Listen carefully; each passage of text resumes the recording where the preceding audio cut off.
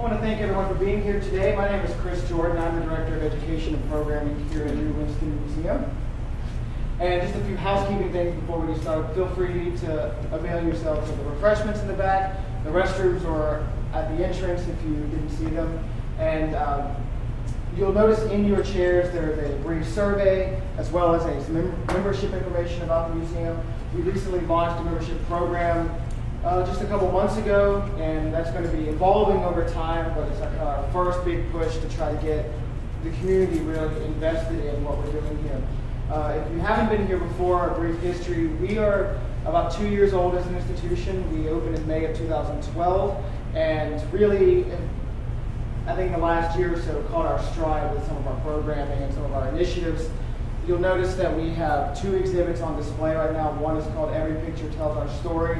It is a photo timeline of this community from about 1850 to the present. The other one is The War at Home, exploring Winston-Salem during the Civil War. You're lucky in that you've seen these today, and if you want to come back, you have a few weeks to come back and see them because everything's going to be taken down when we close at the end of August. And we'll be closed for a couple of weeks to install a new exhibit called This School, This City. And it's recognizing 50 years of UNC School of the Arts in Winston-Salem.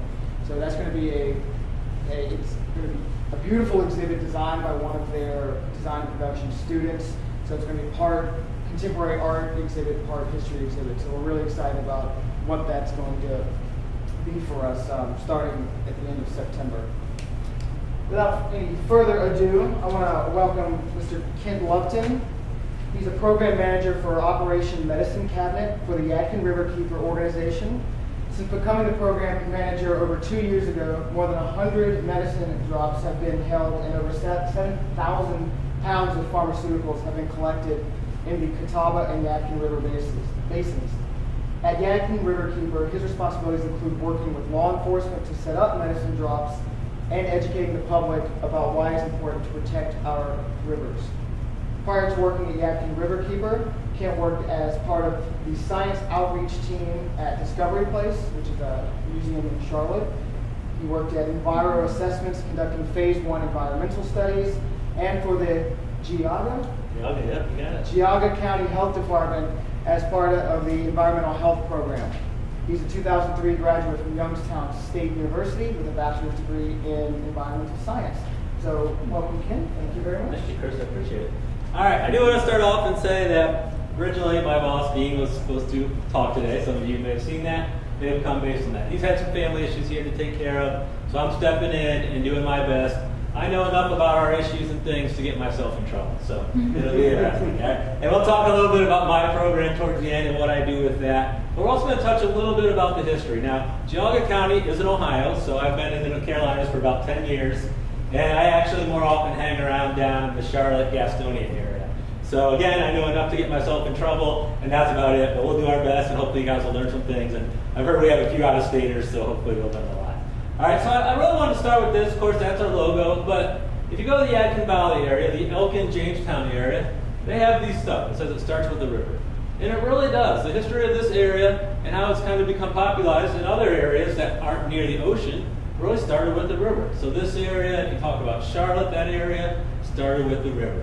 Now, just a little bit of history, there's actually evidence of mankind being around this area over 12,000 years ago. So they've done some archaeological digs. They've found arrowheads, things like that, that show that people have been using this river for over 12,000 years.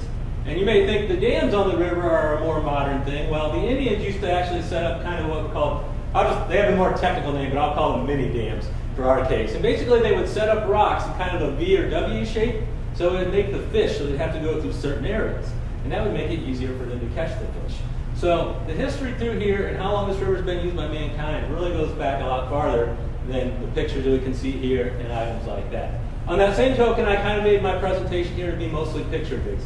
Their museum here has some great pictures, and they're telling the history with the museum with these pictures. So I figured we'd try to tell the story of the Yadkin, what's going on in the past, what's going on now with pictures too. So we'll do that. I'll throw some numbers out to you that'll be mostly correct, I hope. And we'll learn a lot today, and we'll all get through it. All right. So the goals of the Riverkeeper organization. Well, we are the Yadkin Riverkeeper, but it's actually bigger than that. We are part of a bigger corporation, nonprofit, that is Waterkeeper Alliance. Waterkeeper Alliance is actually an international organization. There are waterkeepers throughout the world. In fact, the last conference was in Pittsburgh, and one of the waterkeepers that's originally from Africa, his brother lives here in Winston-Salem. So I chose to drive up there as opposed to fly. I figured by all the layovers and everything else, it was just as quick. Plus, being from Ohio, I made a little detour before the conference and visited some people. So I offered to give him a ride back. So it's an international organization. He is the hand baykeeper in Africa. So he works in Africa. It was an interesting conversation. He knows just enough English to have kind of conversations, but in the end, you're kind of like, I don't know if any of that makes sense to either one of us. But it is an international organization, and those conferences are great. You get to meet a lot of different people. So our goals are to protect the river. Make sure people respect the river and educate people about the river. For example, the Yadkin, if you love to canoe or kayak, is a great river for that. There's not a lot of areas where power boats can go, so you can get on that river and you can float and you don't have to worry about getting ran over by anything. So it's a great river. Now most of you, this picture looks familiar if you're out of state. This is North Carolina right here. Now the areas we're going to focus on are the... I don't think it'll show up on That's all right. We'll be all right. Roanoke, and that's because that's where the Dan River is. So the Dan River flows into the Roanoke. If you have heard, most of you from the area have, if you're from out of town, that's where the coal ash spill happened. As river keepers, we've been working on years to get these coal ash ponds cleaned up. Unfortunately, to really get the state moving, it took a spill. So they're moving now, but what they're trying to pass, well, we don't quite jive with that. So that's where that's happening. We'll talk about that. All right, Yadkin PD right here, that's where we're in. A lot of people may not realize, but all of Winston-Salem is not in all of Forsyth County is not in the Yadkin River. Some of it is in the Roanoke Basin. And then the Catawba over here to the side, most Mecklenburg people don't realize that part of their county is actually in the Yadkin PD. So if you didn't realize that with the Forsyth, don't feel bad. A little bit closer look here, give you a better idea. Sadly, coal ash spill right by Eden. Of all the cities to be named, Eden, North Carolina. All right, some of the other things we'll talk about today. CAFOs. Biggest problem in the Yadkin are Wilkes and Surrey County. And CAFOs are basically also known as factory farms. So that's where they're raising tons of animals. And what they're doing with their waste isn't really good for our rivers. And anything happening up here, living here, you got to worry about those issues especially. We'll talk a little bit about coal ash on the Yadkin River Basin, and we'll talk a little bit kind of what's going on with the Alcoa issue too, so we'll discuss that. Now, the Yadkin River Basin actually starts right up here near Blowing Rock.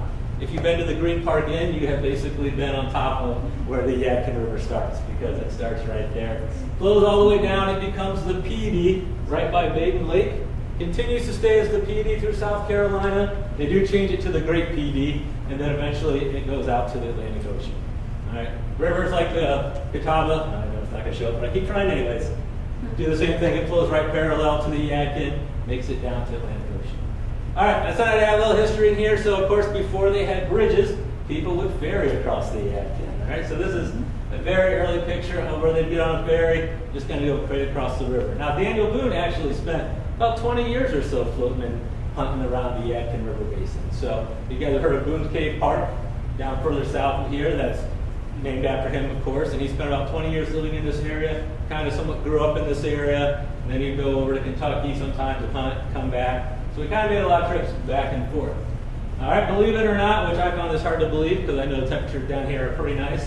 Apparently in 1917, the Yadkin actually froze over enough that you could park a car on it. Now I'm used to hearing that growing up in Ohio, because the lakes will do that, especially this winter, they really did that. But it surprised me to see that the Yadkin actually froze over like that. I'm not 100% sure what part of the Yadkin that is.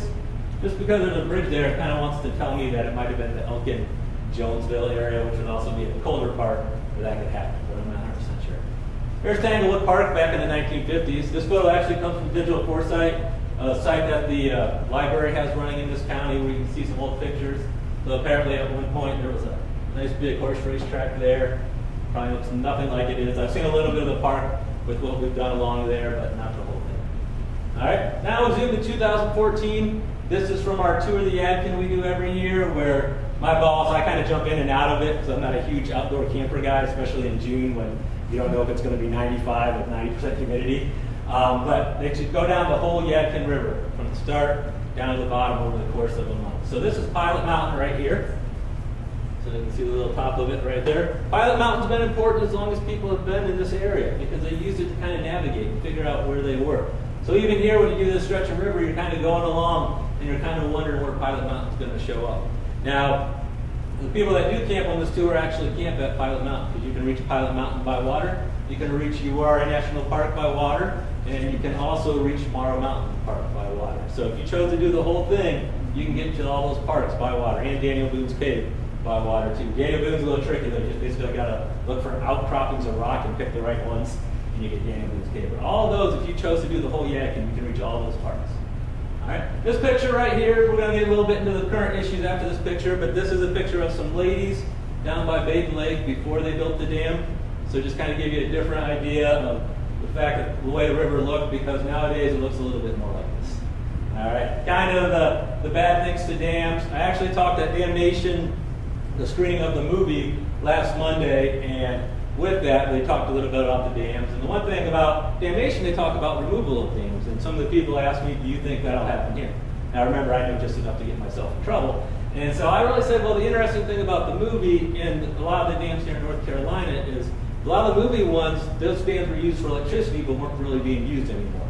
Here, a lot of these rivers are also used for recreation. So a lot of these areas that are dammed up, you'd actually probably have homeowners fighting if someone came and said, let's remove that dam, we don't need it. This dam is used though, this dam is used now to generate electricity. Originally it was built by Alcoa to help with making aluminum. All right, but they don't do that anymore. Now with these dams, especially of this size, they have to get a 50-year license with the federal government. So the government has to say, okay, things are still going good, you're keeping it up, here's another 50 years you can use that dam. Well, they're not using it for aluminum anymore. They just want it so they can sell the electricity. Our standpoint on that is, well, state, if you're able to take this over, you could use it for electricity. It would bring a lot more money into the state, about over that 50 years, probably over $1 billion. It would also probably help boost job creation. Now our state's really about job creation. The problem we have with job creation is a lot of the jobs they want to create involve also polluting. All right, so this would be an opportunity where something's right there. They wouldn't have to create any more pollution, and they could create jobs with it. Now, the state eventually did get on board, and they have sued Alcoa over things.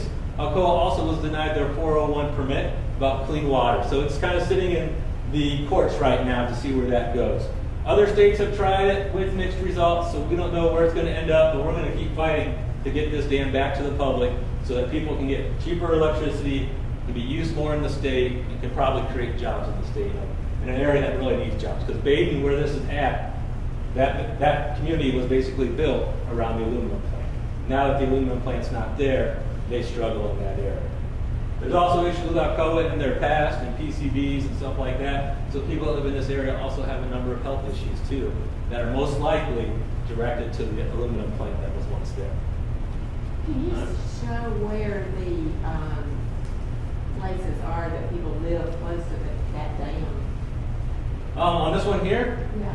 They don't live, I don't think anyone lives right real close to this dam because this dam is close to the national parks and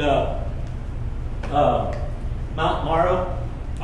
But when you get back more in the farther areas there'll be people in the communities not far off from it too. I mean, I thought there was a manufacturer, old Alcoa production plant. Is that next to this dam? It would be near this dam. It's not right next to it. It's a little bit more into town, so it's a little bit of a drive, but it is still there. And then they would generate the electricity here and send it to that old plant. But the old plant is still. The other issue that certain things that have been covered is they used to take some of their byproducts that had bad chemicals in it and put them on the roads to kind of help rebuild the roads and stuff like that. So that toxic stuff got spread around the town of Baden. But it is not, if you go to that dam, you won't see the aluminum plant itself. But if you go into the town of Baden, it's there. Does that answer your question? Is that water, is that Baden Lake or is that High Rock? This is Baden Lake. Other issues we deal with, untreated sewage. This is an issue that's going to pop up in this country, unfortunately, more and more often. It pops up here because of so many people moving to the Carolinas. This right here is pictures, kind of far away pictures, but pictures of Thomasville. They once had an untreated sewage spill of about 15 million gallons of water get out, which eventually ends up in High Rock Lake. So they had that occur.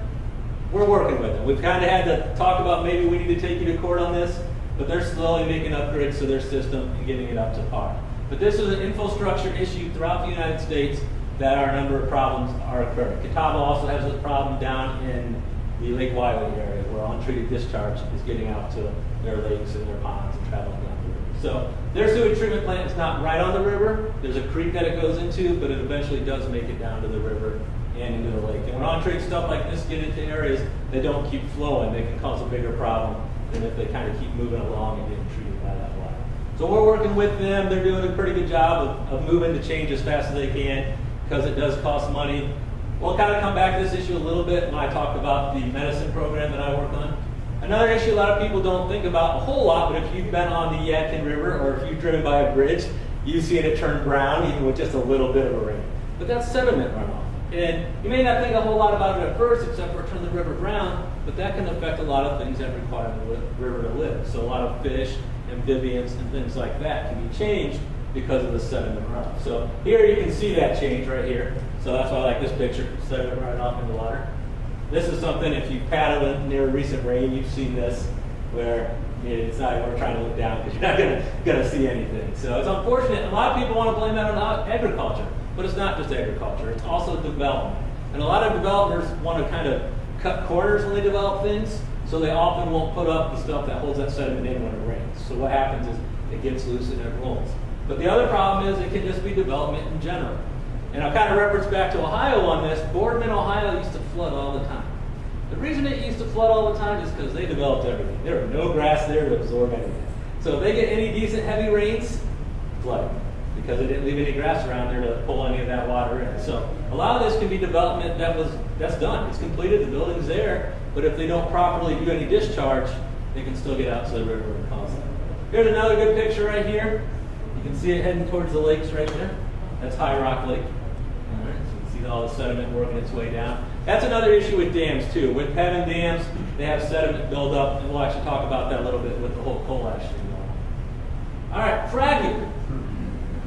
They passed a bill. They said, we need to really study this. We're not going to do anything until we study it. Well, then we changed powers that be up in the state capitol there, and they kind of nixed that bill and said, no, we're going to speed this up a little bit.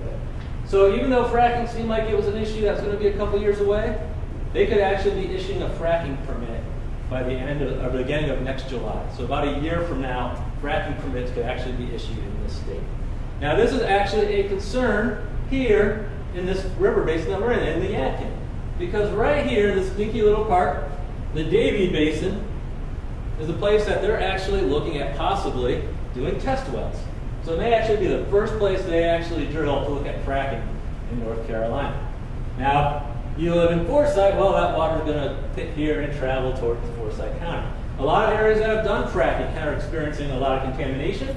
You may have seen pictures where the families turn on their faucet, put a match near it, and the water starts flaming out of their faucet. It is because of the chemicals they use for fracking. Also, a lot of places are experiencing earthquakes. Oklahoma is experiencing earthquakes daily. Nothing too big. They're not way off the Richter scale where they're destroying things, but they're enough that you can feel. Again, I'll reference back to Ohio. I went to school at Youngstown, so I kind of keep an eye on the area. They allowed fracking. They've experienced a number of earthquakes in that area. These are areas that have very little record of earthquakes whatsoever, and now they're experiencing them on a normal basis. And people, I wouldn't say got used to them, but aren't shocked by them anymore. All right, the other thing is the Dan River Basin. So again, Dan River goes like that.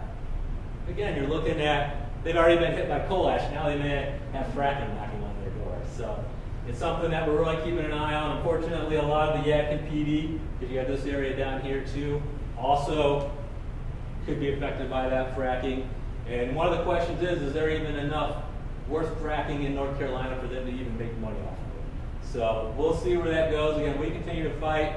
I did put a sheet back there. There's some local meetings coming up if you want to learn more about the fracking and what's going on with that.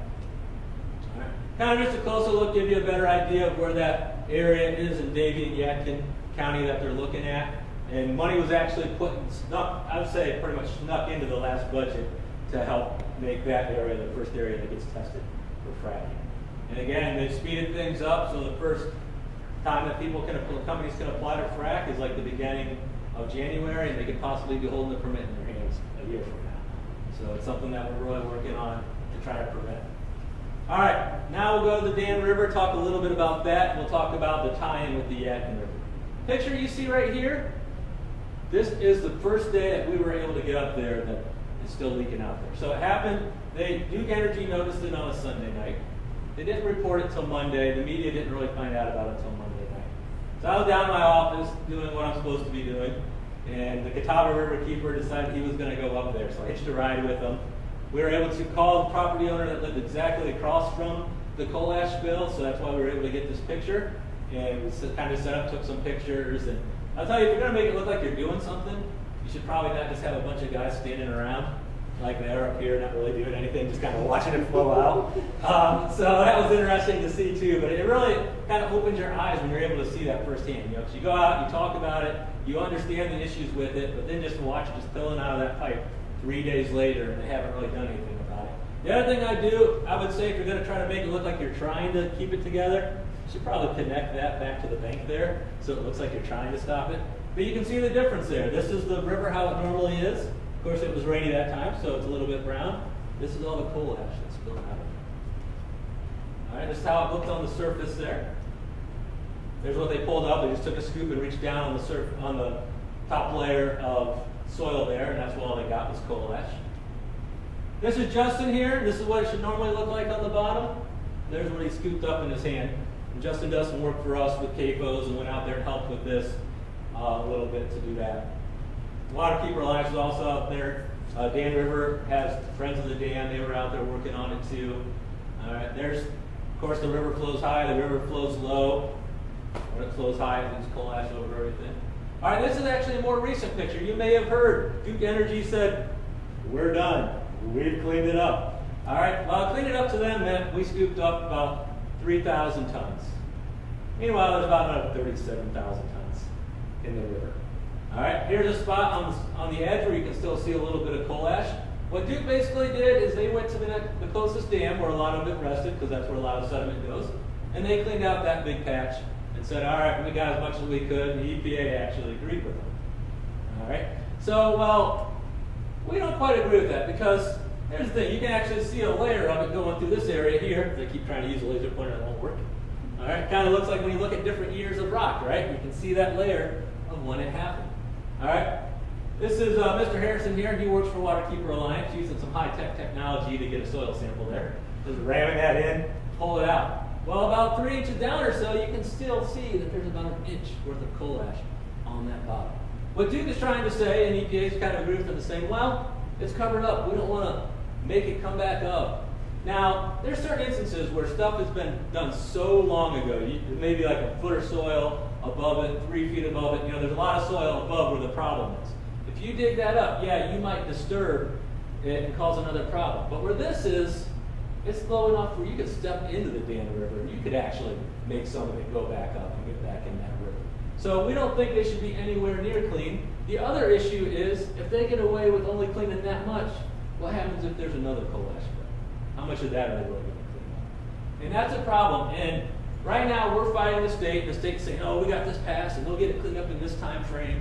Well, that time frame may not be soon enough. So we're trying to get the state to really push on Duke to get these cleaned up as soon as possible.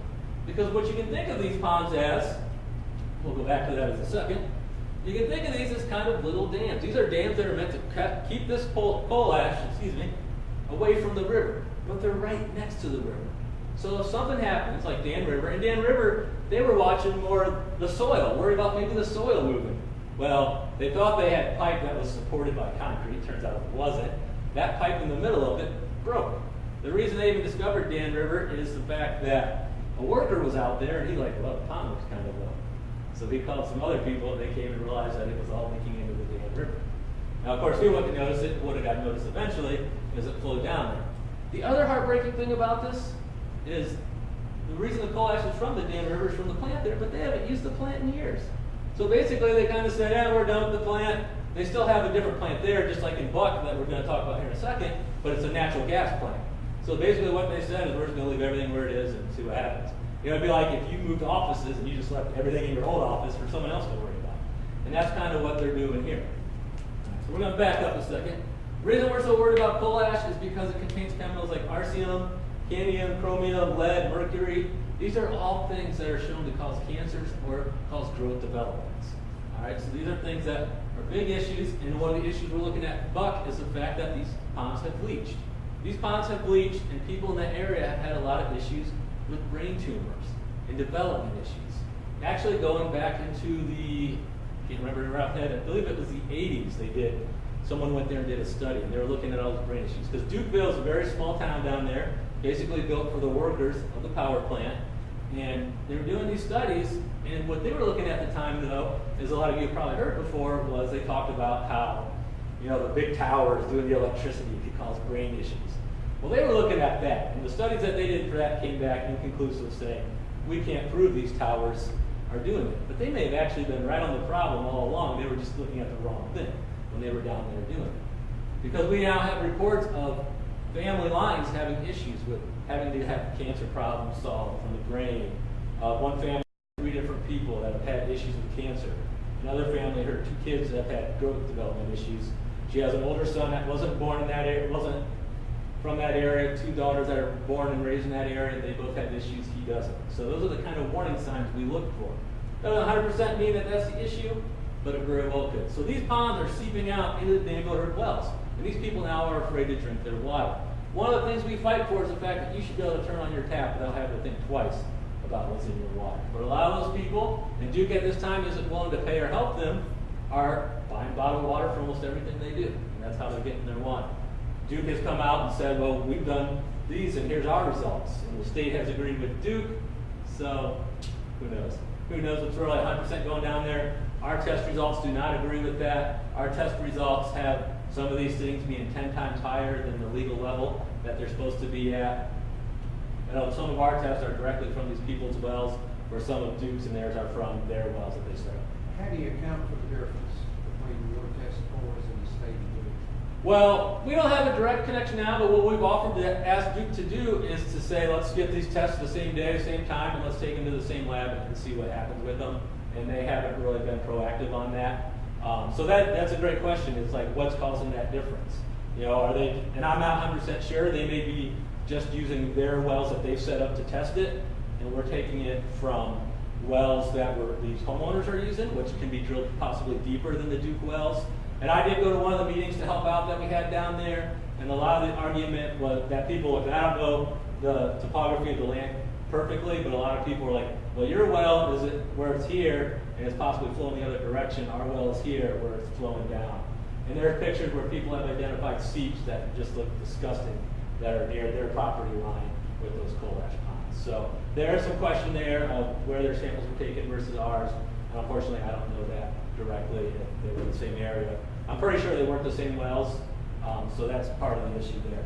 But there are over 6.1 million tons of coal ash sitting down there at Buck Steam Plant. Now again, right now it's a small issue in that local area. It's still a big issue.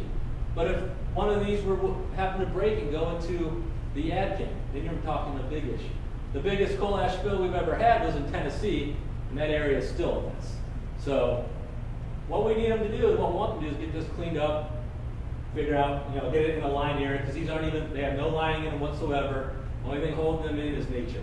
And nature has a tendency to do what it wants. So we're trying to get them as quickly as possible to clean them up.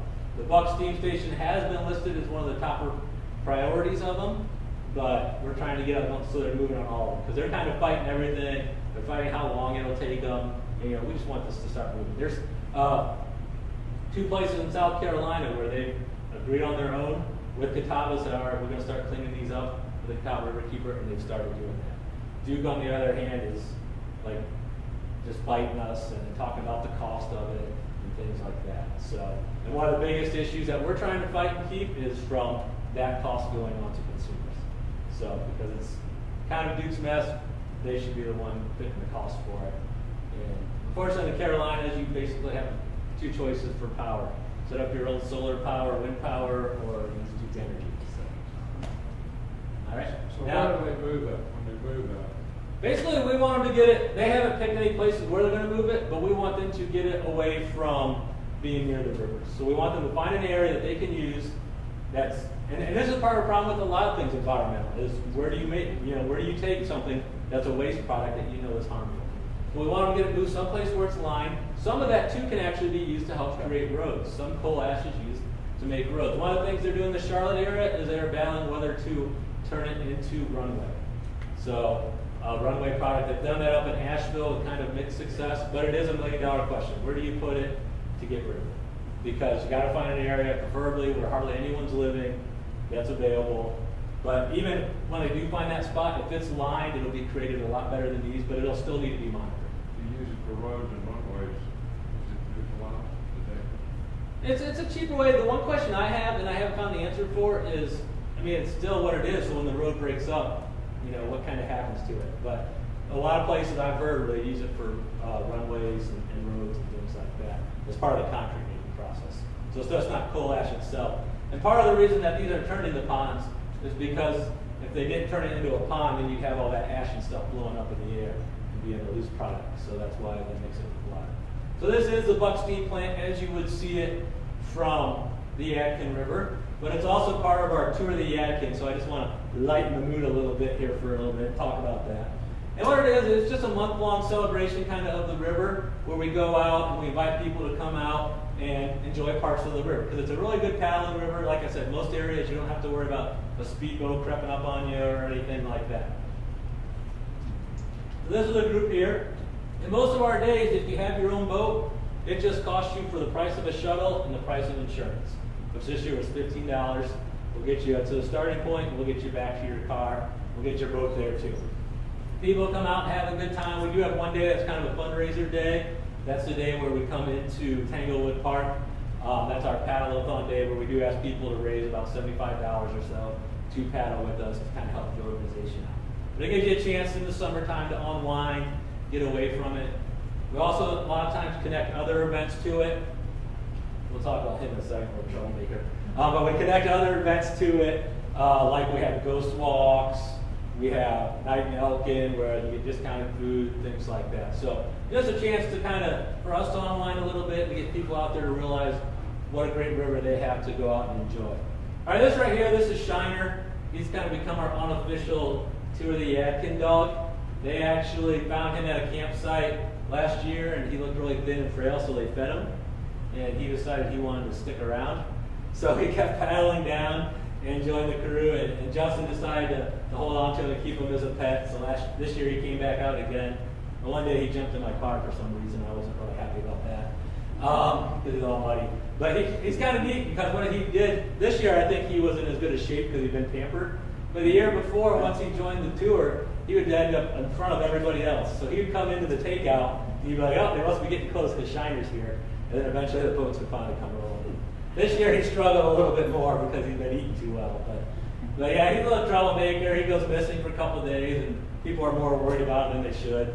I've often had to tell people, they're like, I'm so worried, he's panning so hard. I'm like, he is the least paddler I'm worried about today. Shiner knows what Shiner's doing, and he'll take care of the problem. But other people will go out and they'll, get in trees and things like that, if their boat. So just another couple pictures here of the different parts. Now, if you do paddle the Yadkin, I recommend higher up. If you're kind of a lazy paddler, I like the river to take me. So if you're that kind of paddler, I recommend the higher parts of the Yadkin because it flows a lot better. Other things we do cleanups. And so this is our cleanup crew here. You can see Shiner joined us for that also. And this was actually part of Forsyth Creek Week. They've done it for 2 years now. We're getting ready to start talking about year 3. And our part of it before this year was doing the medicine drops. We've also done the cleanups too. But we do a medicine drop in Clemens, in Winston-Salem, and in Kernersville. So we kind of the last 2 years have worked our way from west to east in doing that. But what it is, it's just a week-long celebration of the creeks and the river along Forsyth County. So they go out there, they do a lot of educational stuff for the kids. We do the paddle cleanup where we got 29 paddlers out there in their canoes to clean up stuff. And just there's a bunch of events going on throughout the year. It's usually we haven't picked a date this year, but we've usually done it around the end of March. And so there's a bunch of events going on. Most of them are free, and you can go out and learn more about your creek, learn more about the animals in the area, things like that. And we did our cleanup from Old 421 to Huntsville. And some of the things you find when you do a river cleanup, well, sometimes you find a table saw. All right. This is actually funny because this was at the very end. We got to our takeout. Most people were just worried about getting to the takeout. He was a better paddler, so he's like, well, I'll stay out here and kind of help people if they're struggling to get in. And he just happened to look down He's like, I got my hand on something. It's like, I'm not sure what it is, but it's really heavy and stuck. If I try to get it with just my boat, I'm going to flip. So like all of us were in, so we had to send boats back out there. We tied it up and we pulled it in, and it was that table saw. And so as we're cleaning up, and this is our total catch, about 32 bags of trash, a barrel, which is like a requirement. You always find a barrel. About 8 tires. That's a requirement of a cleanup too. You haven't cleaned a section of the river if you don't have a tire or a barrel. All right. So we had about 8 tires, 32 bags of trash, and that's only a 3-mile stretch. Now, what's funny about the table saw is we're there, we're getting the boats loaded, getting people back to their cars. Some local guy walks by, he's like, what are you doing with that table saw? I'm like, well, we're just going to throw it away. And he's like, you care if I take it? Like, you have some way to reuse that? Go for it. So he walked off with the table saw, so we didn't have to worry about throwing that away. So we were able to get rid of that right away. And hopefully he found a use, or he used it, for scrap or something. All right, so we'll go away from that, and we'll talk a little bit about CAFOs. So I mentioned them earlier. They are concentrated animal feeding operations. They are approved, but a lot of these CAFOs do not follow what they're supposed to be doing. Now, this is kind of a sad picture. This is one up not too far from Pilot Mountain. You can see that mountain back there and the farm there. Unfortunately, I enjoy our state parks. I wish our state parks were able to buy more land around them, because being down in Charlotte, I often go up Crowder's Mountain, and they don't have any CAFOs, but you have people buying lots and seeing all these nice trees go down. All right, here's one that's right near the river. So you have a creek right here. You have the river there. What happens is they often pile up their waste outside. Now, they're allowed to do that, but they're only supposed to do it for a short time. And then they're supposed to move it, either use it for treating crops or get rid of it. But most of them don't. They leave it out there. It rains. When it rains, a lot of that ends up going into the soil, so it gets in our river. Another thing a lot of these CAFOs do is they don't keep their animals out of the water. So we even had an intern get chased by a cow today during the paddle-a-thon. Fortunately, I missed that event, so I didn't get to see it firsthand. But she just paddled along, and all of a sudden this little cow started running towards her. But they do that, and so the animals often dump their own waste directly into the river. So again, that untreated waste we talked about with Thomasville is not just occurring from human, it's also occurring from animal too. All right, here's a couple of those mounds, and that's just all waste, because they basically just go through there. You got thousands of animals in there. They have like over 12 million chickens in like Wilkes County alone in these different farms. So they just go through there, the animals move out of the way, and they just push all that waste out. And they're supposed to take care of it in a timely manner. Most of them don't. The state and other states are actually kind of helping these farms out, because they're starting to ban the public display of like pictures above these farms. All right, it's been talked about in North Carolina. It hasn't happened, but other states, it has been approved, and they're actually favoring these farms where they're doing that. And we're not against the farmers, but we want them to properly treat their waste. Now, part of this waste issue is a lot of these animals are treated with antibiotics, not because they're sick, but because it makes them grow faster. So in treating those antibiotics, it means that some of that waste includes those antibiotics. Right now, throughout the world, antibiotics not working is a huge concern. It's a growing concern throughout the world. Part of that problem could be that all these animals are disposing this. Because you or any other animal, when they take a pill and they use it, they never use 100% of it. So some of it's always getting into the water.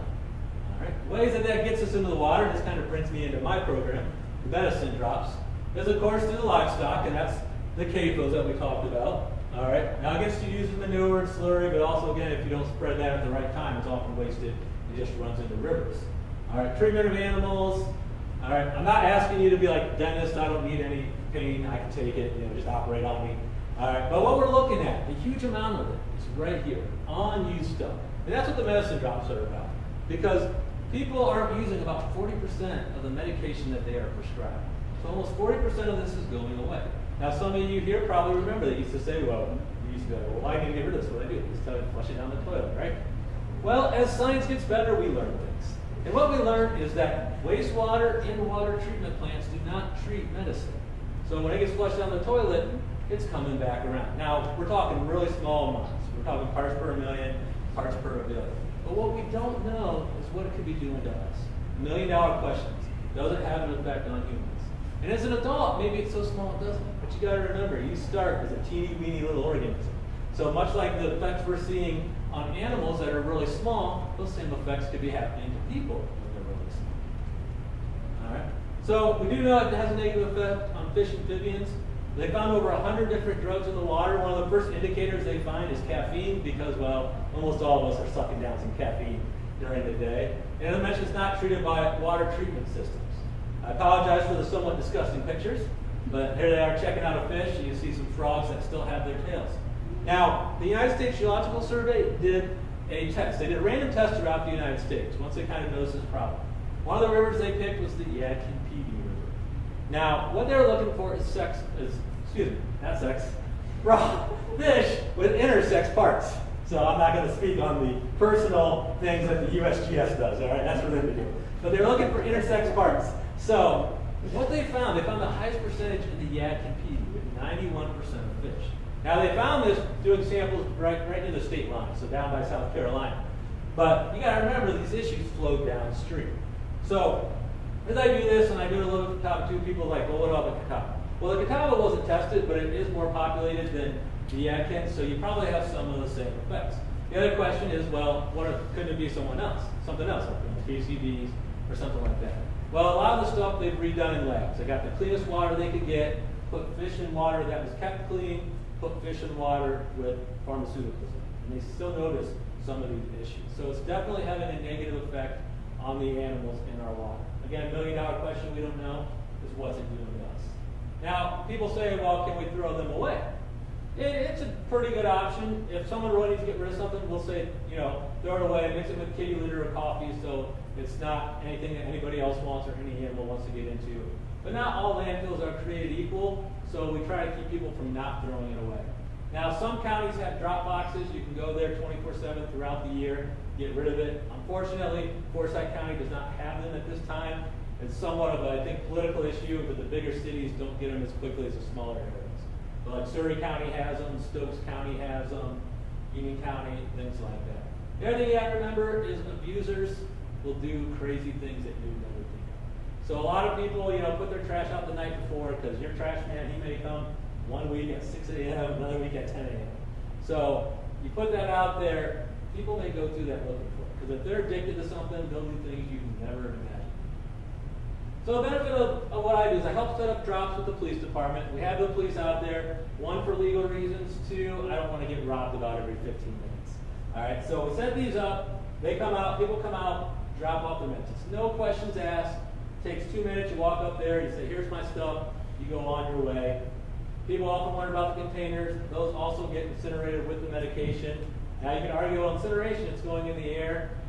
It's the best option we have right now. All right? Is it going to be the best option 30 years from now? Who knows? One of the better options, in my opinion, would be we start taking a closer look at how much pills we're distributing out to the general public. One of the things that I've been able to do with this program is get some college kids that are looking at being doctors and dentists and in that kind of field to volunteer. And now that most places don't count the pills, thankfully, there's not a lot for them to volunteer, but they all leave with their eyes wide open, thinking that much came back. That you do these every fall and spring and you brought that much back. So it's really opening their eyes, and hopefully they'll start to have those conversations with people and be like, well, you don't really need, because one of the things we get back the most are the high-end painkillers. People are like, I had a shoulder surgery, they give me like 3 weeks. I really only took it for 3 days. And so those conversations need to be had. All right, benefits is it does help clean up the environment, but the other side of it that I enjoy is you get people that don't want to hear the environmental message to listen anymore, because if they have kids or they have teenagers, well, they're like, by the way, accidental poisoning by medication is now the #1 killer in the United States. So if they don't want to hear the environmental issue, they're just like, well, he's here, he's being our group, but I don't care. When they hear that, they're like, wait, what? Because most people either have kids or grandkids. So it also helps get it away from the streets. It helps keep it away from that way, so it's not out there and people are using it. Kind of our more recent things, you don't have to worry about the numbers. It was talked about at the beginning, we collected over 7,000 pounds. But showing you that a lot of people hold on to their stuff too. This is a glass blue bottle. Couldn't get an exact year on it, but we're talking probably 40s or 50s.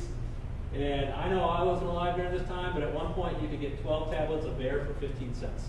So people do hold on to this stuff, and they bring it in, and those are two that I'm just like, all right, I'm emptying out the medication, but I'm holding on to the bottles, because it just amazes me that how long people have been holding on to that stuff. All right, collection day, often they just have the table set up. Even your local representatives, that's Dee Adams, drop off their medication, and that's one of our volunteers, Beth, helping her out there. And they'll take it. They prefer people bring in the bottles just because they do kind of. Some of them will kind of keep track of some of the high-end stuff, but they'll take it anyway. People will need.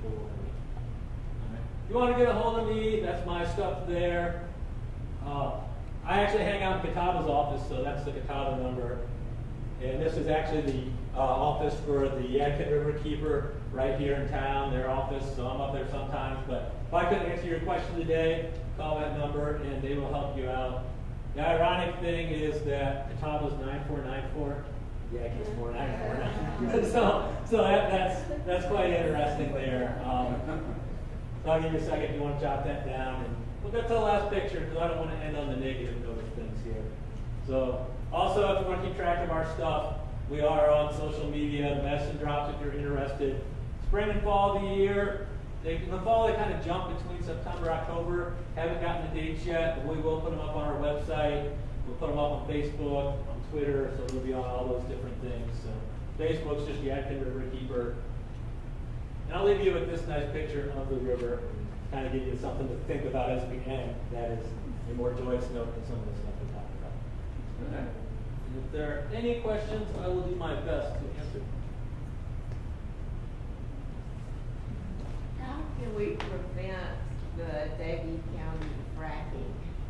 Biggest thing we ask people, and there's information back there, there's one sheet that you can take with you and another one I only have one sheet of, is go to the meetings and contact the representatives and tell them that you live in that area, you have no interest in it happening in that area, just buzz them.